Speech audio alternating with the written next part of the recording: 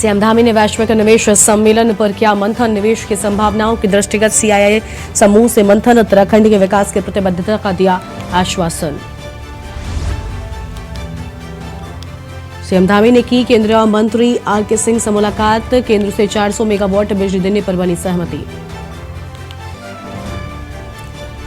काबिट park में पेड़ कटान मामले में हाईकोर्ट सख्त। सरकार से पूछा क्यों न सीबीआई जांच कराई जाए। टिहरी के चंबा स्टैंड की पार्किंग के ऊपर से लैंडस्लाइड। मलबे के नीचे से निकाले गए 2 महिलाओं और एक बच्चे का शव। मलबे में अभी भी कई वाहन दबे।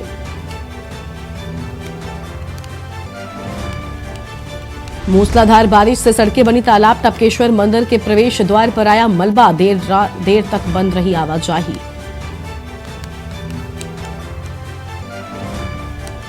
पहाड़ों में बारिश का सिलसिला जारी। देहरादून समेत 10 जिलों में बारिश के आसार। मौसम विज्ञान केंद्र ने देहरादून, पौड़ी, नैनीताल में ऑरेंज अलर्ट किया जारी। आप देख रहे हैं के न्यूज, खबरों का सारथी। नमस्कार, के न्यूज इंडिया में आप सभी का स्वागत है। मैं हूं आपके साथ गरिमा बाजपेयी। खबर उत्तराखंड की शुरुआत करते हैं आम खबर के साथ। दिल्ली से आम जानकारी आपको हम बता दें, जहां पर सीएम धामी ने वैश्विक निवेश सम्मेलन पर मंथन किया है। तो सीएम धामी की ओर से मंथन किया गया है। आम जानकारी आपको हम बता रहे हैं। और निवेश की संभावनाओं के दृष्टिगत सीआईआई समूह से मंथन और अध्यक्ष उपाध्यक्ष के साथ किया विचार विमर्श।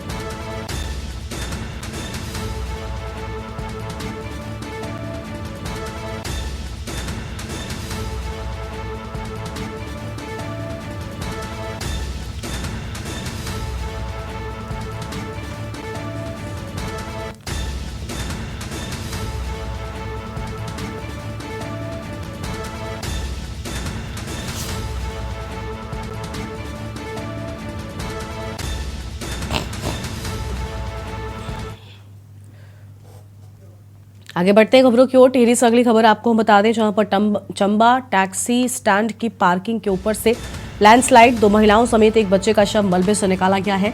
जिला अस्पताल बौराड़ी में पोस्टमार्टम के लिए भेजा गया है। मौके पर रेस्क्यू जारी है। मलबे में अभी भी कई वाहनों के दबे होने की बात सामने आई है। वहीं जिला प्रशासन ने आसपास के घरों को नोटिस भेजा है। लैंडस्लाइड मामले में अब तक 4 शव बरामद हो गए हैं।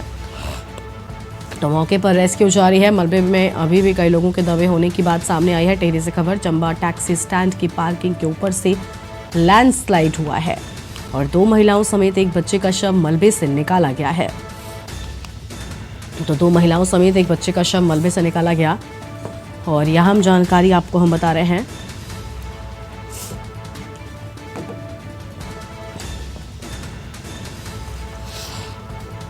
टिहरी से खबर, चंबा टैक्सी स्टैंड की पार्किंग के ऊपर से लैंडस्लाइड हुआ।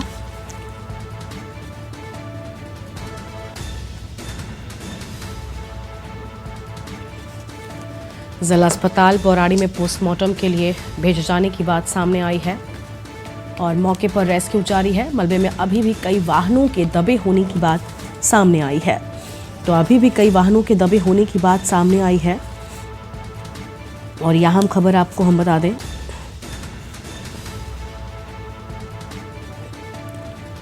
तो फिलहाल इस वक्त की बड़ी जानकारी, जिला अस्पताल बौराड़ी में पोस्टमार्टम के लिए भेजा गया है। मौके पर रेस्क्यू जारी है। मलबे में अभी भी कई वाहनों के दबे होने की बात कही गई है। तो मलबे में अभी भी कई वाहनों के दबे होने की बात सामने आई है। फिलहाल यह अहम जानकारी आपको हम बता दें। और 2 महिलाओं समेत एक बच्चे का शव मलबे से निकाल लिया गया है। तो लगातार यहाँ पर आप देखिए किस तरीके से लैंडस्लाइड के जो मामले हैं वो सामने आ रहे हैं और ये तस्वीरें भी आपको हम दिखा रहे हैं। मौके पर रेस्क्यू शुरू हो गया है। अभी भी कई वाहनों के दबे होने की बात सामने आ रही है। तो टिहरी से यह अहम खबर आपको हम बता रहे हैं। 2 महिलाओं समेत एक बच्चे का शव मलबे से निकाला गया है। तो 2 महिलाओं समेत एक बच्चे का शव निकाला गया है, जिला अस्पताल के लिए भेजा गया है और मौके पर रेस्क्यू जारी है। अभी भी कई वाहनों के दबे होने की बात सामने आई है। तो अभी भी कई वाहनों के दबे होने की बात सामने आई। फिलहाल यह अहम जानकारी आपको हम बता दें, इस वक्त की अहम खबर।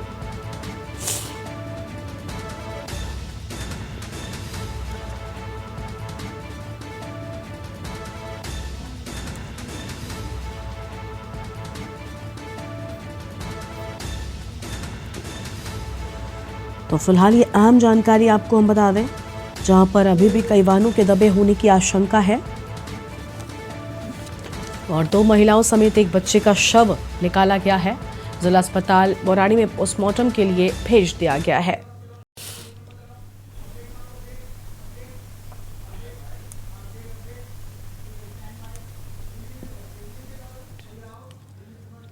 और इस बीच दिल्ली से एक बड़ी खबर सामने आ रही है। दिल्ली से खबर का रुख कर लेते हैं। सीएम धामी ने वैश्विक निवेश सम्मेलन पर मंथन किया है। तो दिल्ली से आम खबर आपको बता दें, निवेश की संभावनाओं के दृष्टिगत सीआईआई समूह से मंथन की बात सामने आई है। फिलहाल यह अहम जानकारी आपको हम बता दें, जहां पर मंथन को लेकर यह अहम खबर आपको हम बता रहे हैं और उत्तराखंड के विकास का प्रतिबद्धता का आश्वासन दिया है। उत्तराखंड के विकास की प्रतिबद्धता का आश्वासन दिए जाने की बात सामने आई है। फिलहाल यह अहम खबर आपको हम बता रहे हैं।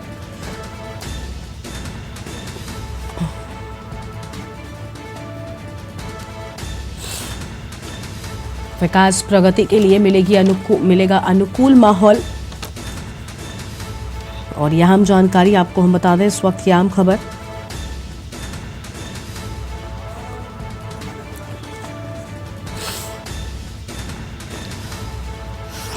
निवेश की संभावनाओं के दृष्टिगत सीआईआई समूह से मंथन की बात सामने आई है।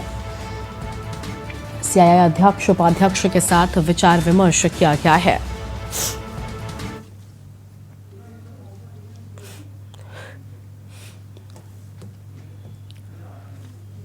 आगे बढ़ते खबरों की ओर। मौसम विभाग ने उत्तराखंड में 22 और 23 अगस्त के लिए भारी बारिश का अलर्ट जारी कर दिया है।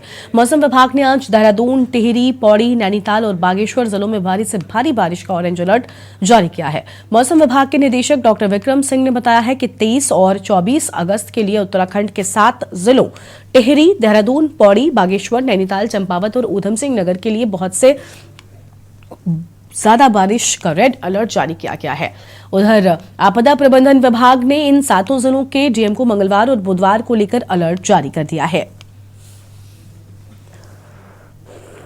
इसमें मैं कहूँगा कि थोड़ा जो पीक है वो रहेगा, जो अभी स्पेल आएगी, जो मानसून सिस्टम ऊपर शिफ्ट करेगा फुटिल के अलोंग, तो उसकी वजह से ये एक्टिविटी जो है बढ़ेगी 2 या 3 दिन जो है। तो पीक तो जो 22 को रहेगा, 23 में फिर ठीक है थोड़ा कम हो जाएगी एक्टिविटी, और 24 में फिर से जो फ्लो पैटर्न है उसमें जो है चेंज होगा। तो 24 में फिर से लगता है कि जो है जो थंडरस्टॉर्म एक्टिविटी, खासकर intense type of thunderstorm activity वो देखने को मिलेगी। तो उसमें वेरी हैवी रेन्स भी कहीं कहीं पे मिल जाती है और हैवी रेन्स भी देखने को मिलेंगी। एक ही 26 से जो हैवी रेन्स वगैरह हैं उसमें काफ़ी कमी आनी शुरू हो जाएगी। तो यही मैं अभी कहना चाहूँगा। नमस्कार। और इसी खबर पर हमारे साथ हमारे संवाददाता अंकित काला जुड़ चुके हैं। अंकित, तो ऑरेंज अलर्ट 7 जिलों में जारी कर दिया गया है भारी बारिश का, लेकिन दूसरी ओर लैंडस्लाइड हो या फिर भूस्खलन लगातार ये भी लोगों की समस्याएं जो हैं वो बढ़ाए हुए है और आपदा पूरी तरीके से लोगों का जीना मुहाल कर चुकी है। क्या स्थितियां हैं फिलहाल? बिल्कुल गरिमा, आपने सही कहा। देखिए, जो आफत की बारिश है वो लगातार बरस रही है और इस समय इस आफत की बारिश ने पहाड़ से लेकर के मैदानी जनपदों तक में जो रहने वाले लोग हैं उनको काफी दिक्कतों में डाल रखा है। पहाड़ों में एक और जहां लैंडस्लाइडिंग की घटनाएं हो रही है, तो दूसरी तरफ जो मैदानी क्षेत्रों में रहने वाले लोग हैं वहां पर लोगों के घरों में जो है नदियों का पानी घुस रहा है। नदियां जो है वो इस समय खतरे के निशान से ऊपर बह रही हैं। लगातार शासन प्रशासन की ओर से जो ऐसे नदियों के किनारे रहने वाले लोग हैं उनको सुरक्षित स्थानों पर जाने की अपील की जा रही है और अभी ये आफत की बारिश फिलहाल राहत देने के मूड में दिखाई नहीं दे रही है, ऐसा पूर्वानुमान मौसम विभाग ने जताया है। विक्रम सिंह से ने जो अभी आपने प्रतिक्रिया चलाई है तो उसके तहत करीबन 7 जनपदों में भारी बारिश हो सकती है और कई स्थानों पर तो भारी से बहुत भारी बारिश की संभावना है गरिमा। तो ऐसे में आने वाला जो समय है वो और भी ज्यादा चुनौतीपूर्ण रहने वाला है और शासन प्रशासन को इन सब चीजों को व्यवस्थित करने में काफी दिक्कतें हो रही है। पहाड़ों में लैंडस्लाइडिंग की घटनाएं लगातार बढ़ रही है। अभी आपने चंबा की घटना बताई और इसी तरीके से जगह जगह जो है लैंडस्लाइड की घटनाएं हो रही है, जिसने पूरी तरीके से जनजीवन जो है वो पूरी तरीके से अस्त व्यस्त कर लिया है। अब मौसम विभाग ने 26 अगस्त के बाद थोड़ा राहत की उम्मीद जताई है, लेकिन 25 अगस्त तक तो जो है भारी से बहुत भारी बारिश का अलर्ट मौसम विभाग की तरफ से जारी किया गया है। बिल्कुल बिल्कुल। और देखिए लगातार लोगों के सामने बहुत सारी समस्याएं हैं, लेकिन अंकित ये भी जानना चाहेंगे कि एक तरफ प्रशासन ने अलर्ट जारी कर दिया है, लेकिन दूसरी ओर क्या जो नदियों के किनारे बसे लोग हैं जिनके ऊपर सबसे ज्यादा इन आपदाओं का असर हो रहा है, क्या उनको उचित राहत पहुंचाए जाने का प्रबंध भी प्रशासन कर रहा है जिम्मेदारी पूर्वक? देखिए शासन प्रशासन की ओर से लाउड स्पीकर के माध्यम से लोगों से अपील की जा रही है। बाकी कोई एक बहुत एक ये कहें कि शासन प्रशासन ने पूरी 100% व्यवस्था कर रखी है, ऐसा नहीं है। सरकार की तरफ से लगातार लोगों से ये कहा जा रहा है कि आप सुरक्षित स्थानों पर चले जाएं, लेकिन कहाँ चले जाएं इसका प्रबंध कई स्थानों पर नहीं है और लगातार जिस तरीके से भारी बारिश हो रही है उसकी वजह से ये खतरा काफी हद तक बढ़ गया है गरिमा। और हमारे उत्तराखंड की किसी भी नदी की अगर आप बात करें तो इस समय सभी जो खतरे के निशान से ऊपर ही बह रही है अधिकांश जो नदियां हैं। इसके अलावा जो नदियों के किनारे रहने वाले लोग हैं उनको काफी दिक्कतें हो रही है। इसके अलावा जो मैदानी क्षेत्र में रहने वाले लोग हैं वहां पर लोगों के घरों में पानी घुस रहा है। लगातार जो बारिश है वो देखने को मिल रही है। राजधानी देहरादून में कल देर रात से जो तेज बारिश है वो देखने को मिल रही है और अभी भी ये सिलसिला लगातार चल रहा है। और मौसम विभाग ने आने वाले समय में भी 22 और 23 में भी प्रदेश के 7 जनपदों में भारी बारिश का रेड अलर्ट जारी किया है। तो आने वाले समय में भी ये दिक्कतें और भी ज्यादा बढ़ने वाली है और सबसे ज्यादा जो परेशानी है वो नदियों के किनारे रहने वाले लोग हैं। इन लोगों के को काफी दिक्कतें हो रही है। कई जगह भूमि का कटान हो रहा है। लोगों की जो रातें हैं वो इसी डर के साए में गुजर रही है और प्रदेश के अधिकांश जनपदों में इसी तरीके की परिस्थिति देखने को मिल रही है। बिल्कुल, बहुत शुक्रिया आपका अंकित, अधिक जानकारी हमारे दर्शकों के साथ साझा करने के लिए। तो देहरादून, टिहरी, पौड़ी में बारिश का अलर्ट जारी कर दिया गया है और ऑरेंज अलर्ट जारी किया गया है। नैनीताल और बागेश्वर में भी भारी बारिश का ऑरेंज अलर्ट है।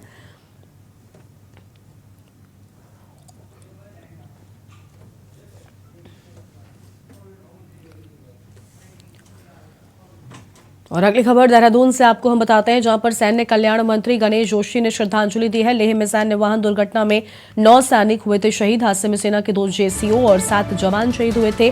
सेना के कर्मचारी, अधिकारी और पूर्व सैनिक शामिल हुए। तो यह हम जानकारी आपको हम बता रहे हैं इस वक्त की बड़ी खबर, जहां पर लेह में सैन्य वाहन दुर्घटनाग्रस्त हुआ था और हादसे में सेना के 2 जेसीओ और 7 जवान शहीद हो गए थे। सेना के कर्मचारी, अधिकारी और पूर्व सैनिक इसमें शामिल हुए। वहीं सैन्य कल्याण मंत्री गणेश जोशी ने श्रद्धांजलि दी है। तो ये आम खबर आपको हम बता रहे हैं। लेह में सैन्य वाहन दुर्घटना में 9 सैनिक शहीद हुए थे।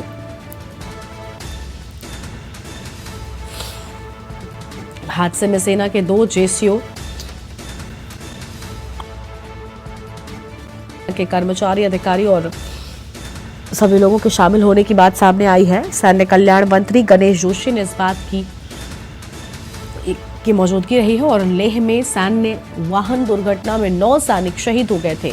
तो यह आम खबर आपको बता दें। और हादसे में सेना के 2 जेसीओ और 7 जवान शहीद हुए थे कुल, जिसके बाद सेना के कर्मचारी, अधिकारी और पूर्व सैनिक शामिल हुए। तो यह आम खबर आपको हम बता रहे हैं। देहरादून से खबर, सैन्य कल्याण मंत्री गणेश जोशी ने श्रद्धांजलि दी है।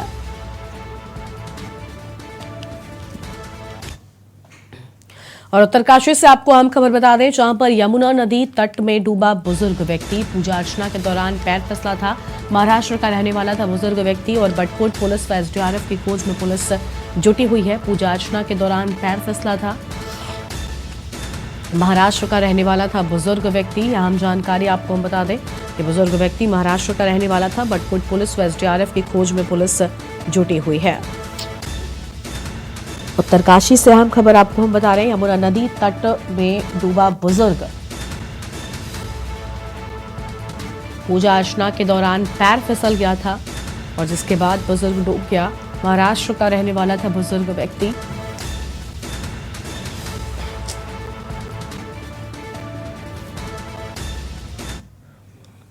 और एक ब्रेक के लिए यहां पर रुकते हैं, जहां लौटेंगे। आप देख रहे हैं के न्यूज, खबरों का सारथी। ब्रेक के बाद आप सभी का स्वागत है। उत्तरकाशी से अहम खबर आपको हम बता दें, जहां पर बटकोट पुलिस की सराहनीय पहल सामने आई है। जन जागरूकता शिविर का आयोजन किया गया है। नशे के दुष्प्रभावों के संबंध में जानकारी दी है और डाइट के प्रशिक्षुओं को नशे के दुष्प्रभाव भी बताए हैं। यातायात नियमों का पालन करने की भी अपील की गई है। शिविर में महिला अपराधों के बारे में भी बताया गया है। प्राचार्य संदीप निगम, यातायात प्रभारी भी शामिल हुए हैं।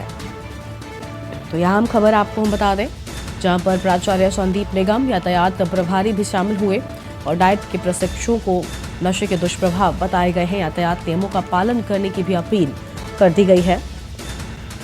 तो यह अहम जानकारी आपको हम बता रहे हैं और शिविर में महिला अपराधों के बारे में बताया गया है। तो शिविर में महिला अपराधों के बारे में बताया गया है। प्राचार्य संदीप निगम, यातायात प्रभारी भी इसमें शामिल हुए हैं। फिलहाल ये बड़ी जानकारी आपको हम बता दें, उत्तरकाशी से बटकोट पुलिस की सराहनीय पहल सामने आई है। अगली खबर है देहरादून से, जहां पर सैनिक कल्याण मंत्री गणेश जोशी ने सैनिक कल्याण निदेशालय में लद्दाख में हुई दुर्घटना में शहीद हुए भारतीय सेना के 9 बहादुर जवानों की शहादत पर गहरा दुख व्यक्त करते हुए पुष्प अर्पित कर भावपूर्ण श्रद्धांजलि दी है। इस दौरान सभा में घटना में शहीद हुए जवानों के लिए 2 मिनट का मौन रखकर श्रद्धा सुमन अर्पित किया गया और इस मौके पर सैनिक कल्याण मंत्री गणेश जोशी ने शहीदों को श्रद्धांजलि देते हुए कहा कि वो जवान देश की रक्षा के लिए ड्यूटी पर जा रहे थे।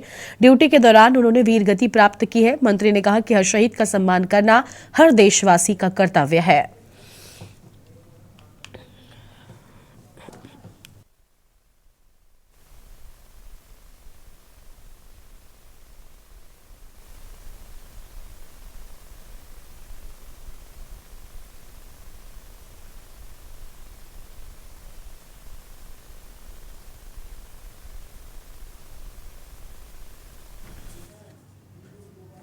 उत्तराखंड को केंद्र से बिजली का अतिरिक्त कोटा अब बढ़कर 400 मेगावाट मिलेगा, वो भी पूरी तरह थर्मल पावर के रूप में। अभी केंद्र से मिलने वाला अतिरिक्त कोटा सितंबर में समाप्त होने जा रहा है। मुख्यमंत्री धामी को दिल्ली में केंद्रीय ऊर्जा मंत्री आर.के. सिंह ने अतिरिक्त बिजली का कोटा देने की सहमति दी है। दिल्ली में केंद्रीय ऊर्जा मंत्री से हुई मुलाकात में मुख्यमंत्री धामी ने कहा कि राज्य की बिजली जरूरतों की सुरक्षा के लिए बेसलोड बहुत जरूरी है, इसलिए राज्य को कोयला आधारित थर्मल प्लांट से 400 से 450 मेगावाट स्थायी बिजली का आवंटन किया जाए। उन्होंने अप्रैल से सितंबर 2023 तक औसतन 300 मेगावाट बिजली हर महीने देने पर केंद्रीय ऊर्जा मंत्री का आभार जताया। इस पर केंद्रीय ऊर्जा मंत्री ने 400 मेगावाट अतिरिक्त बिजली केंद्रीय कोटे से राज्य को उपलब्ध कराने पर सहमति दी है।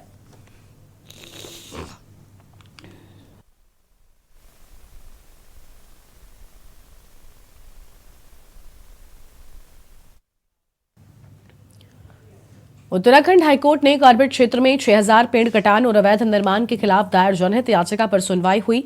मामले की सुनवाई के बाद हाईकोर्ट ने पूछा, कॉर्बेट में 6000 पेड़ कटान और अवैध निर्माण मामले में शीर्ष अधिकारियों के संदिग्ध भूमिका को देखते हुए मामले की जांच क्यों न सीबीआई से करवाई जाए। मामले की सुनवाई के लिए कोर्ट ने 1 सितंबर की तिथि नियत की है। बता दें कि देहरादून निवासी अनूप पंत ने उच्च न्यायालय में जनहित याचिका दायर कर कहा कि कॉर्बेट क्षेत्र में हुए 6000 पेड़ों के कटान के संबंध में विभिन्न रिपोर्ट उच्च न्यायालय के समक्ष रखी थी। गौरतलब है कि तत्कालीन वन मंत्री हरक सिंह रावत का नाम सेंट्रल एम्पावर्ड कमेटी की रिपोर्ट में प्रमुखता से लिखा गया, जो माननीय उच्चतम न्यायालय में जमा की गई है। उसका नाम राष्ट्रीय हरित प्राधिकरण में जमा हुई रिपोर्ट में भी है। एक समाज सेवी देहरादून का, उन्होंने ये जनहित याचिका दाखिल करी थी वर्ष 2021 में, जिसमें कॉर्बेट टाइगर रिजर्व में जो 6000 पेड़ों की इलीगल फेलिंग हुई है, जो एक टाइगर सफारी के नाम पर एक अनैतिक और अवैधानिक कंस्ट्रक्शन हुआ है कॉर्बेट में, इन सब मुद्दों को हाईलाइट करते हुए जनहित याचिका फाइल हुई थी, जिसमें 6 जनवरी 2023 को माननीय उच्च न्यायालय ने मुख्य सचिव महोदय को यह निर्देश दिए थे कि वो विभिन्न रिपोर्ट जो इंक्वायरी हुई हैं 6000 पेड़ों के पातन पर, उसको जो है माननीय न्यायालय में जमा करें और बताएं कि किनका नाम आया है सामने, किन्होंने ये गलत काम किए हैं और उन पर क्या कार्रवाई हुई है। मुख्य सचिव महोदय ने रिपोर्ट तो काफ़ी माननीय उच्च न्यायालय के सामने जमा करी, परंतु कार्रवाई जिन पर करनी थी उनके नाम लेने में उन्होंने तत्कालीन वन मंत्री हरक सिंह रावत जी का नाम नहीं लिया। उत्तराखंड की खबरों में फिलहाल इतना ही। आप देखते रहिए के न्यूज़ इंडिया। नमस्कार।